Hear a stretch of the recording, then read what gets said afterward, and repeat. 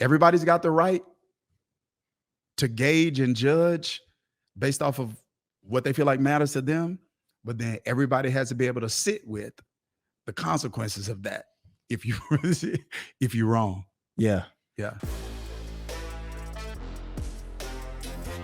How important is chemistry at the beginning stages? And is it possible, if it's not there initially, is it possible that if you gave it a chance, it could develop over time? So how important it is at the beginning stages, I think it depends on let's use this example that you just mentioned with a guy. I think it depends on the woman.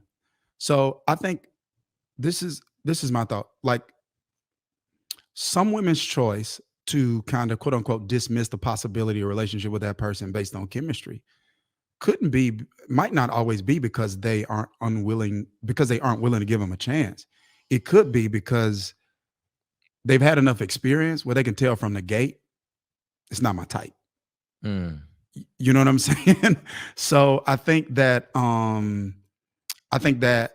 for some people, they are clear that vibe, energy, emotional, romantic connection is something that's like really, really important to them.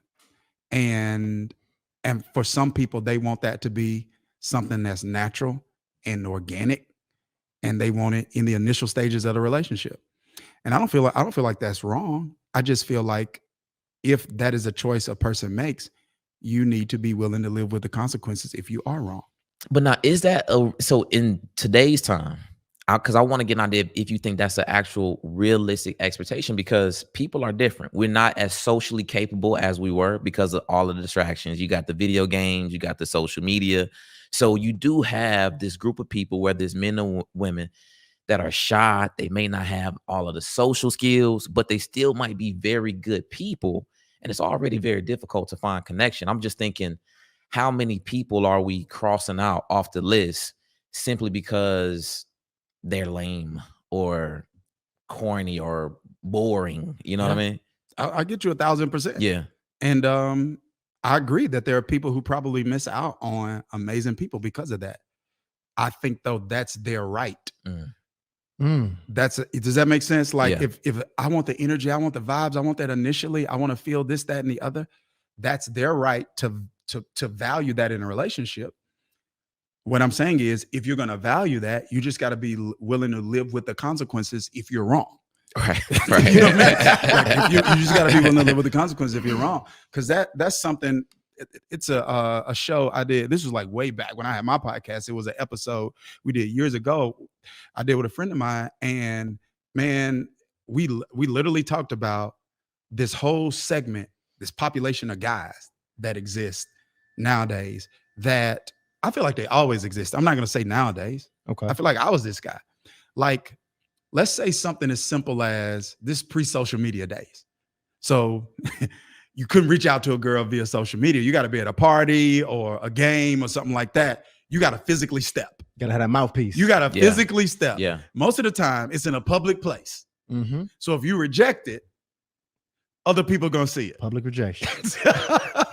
If you with your friends are going to see it. If you're at a party, other people are going to see it. If you're in the mall, people in the mall are going to see it, etc. And one of the things that I was communicating is like, yo, there are some guys who are not socially awkward, who aren't necessarily shy, but who are not going to approach unless they feel like they're getting some sort of chemistry, some sort of something that's coming back from the woman that's letting them know that it's safe to approach. Listen, when you get better spiritually, everything get better. Spiritual life is not the only important part of your life. It is the most important part of your life because it affects every other part that's important. But you don't get stronger spiritually accidentally. It takes intentionality. You need to get fed, and you got to learn how to understand, how to interpret, how to apply, and how to explain the Bible. The Bible's the blueprint to your best life. And I'm going to tell you, Sunday's not enough to give you the tools that you need to get better with the Bible. I want you to join me in my community called Bible U, where I help you take your understanding, your application, and your explanation of the Bible to another level. That's exactly who I am. Yeah. And that's right. It's like, so just the random walk-ups and things of that particular The nature. cold approach. Yeah. And so I remember when I was, kind of doing that show and some of the feedback that we got, and people were like, oh no, that's not a man. That's weak. That's this. He need to have this, that, and the other. And I was like, what people are doing is they're conflating manhood with a personality type. It's like, no. He's a man. His personality, though, is it's a personality, one, that's not just considerate of his feelings. He considerate of you. Mm. And honestly, that's probably kind of man you want to be with long term. Calculated. Interesting. Measured, intuitive, aware, Yes. not just on some, just oblivious, just don't care. That's going to manifest itself in different ways down the line in a relationship. And some of those ways is probably not going to serve the relationship well. You won't like some of that. Let me tell you, because we both got a boy who he don't give a care about what nobody think at any given time.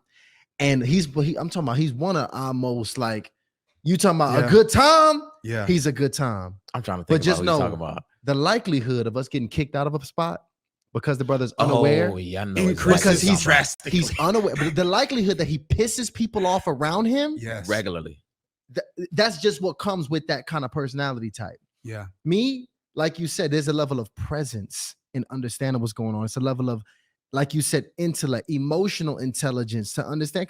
And we're not even looking for much. Yeah. You ain't gotta, right. You ain't gotta send a letter. Yeah. Right? You don't have to wink. Yeah. You ain't gotta do all of that. Yeah. But it is something we do pick up, and that is that calculated approach. Yeah. Yeah. 100%.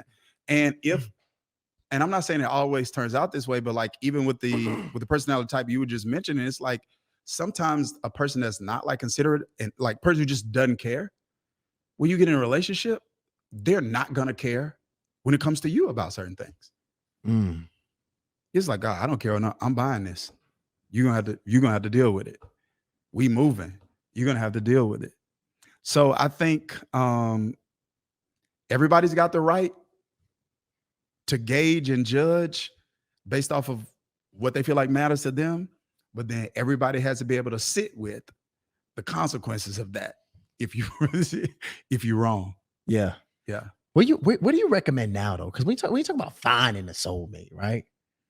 How does that look like? Because like now I want to kind of go into another area. Because they Dr. Dharius, they saying they not in the church. That's what they saying. The ladies is looking. They like, listen, I done seen this gentleman for a month straight, and he still ain't sat by me in the pew. Facts. So what's going on? All right, what we supposed to do? I don't know. I don't know, man. I can't tell people. So because for me, again, there are other answers, but for me, there's a God factor involved where he organizes or he orchestrates what some people call, it was just serendipitous. I was just in the grocery store and it just like, boom, it just happened. So I'm sure there are ways where people can, you can position yourself. I mean, sure, you're not going to find nobody at home. You know what I'm saying? So I think a person has to be strategic in terms of what kind of environments do you feel like have the kind of people there that you would be interested in, And so that could be change church. It could be, it could not be. It could be an event. It could be Invest Fest. It could be Black Love. Right.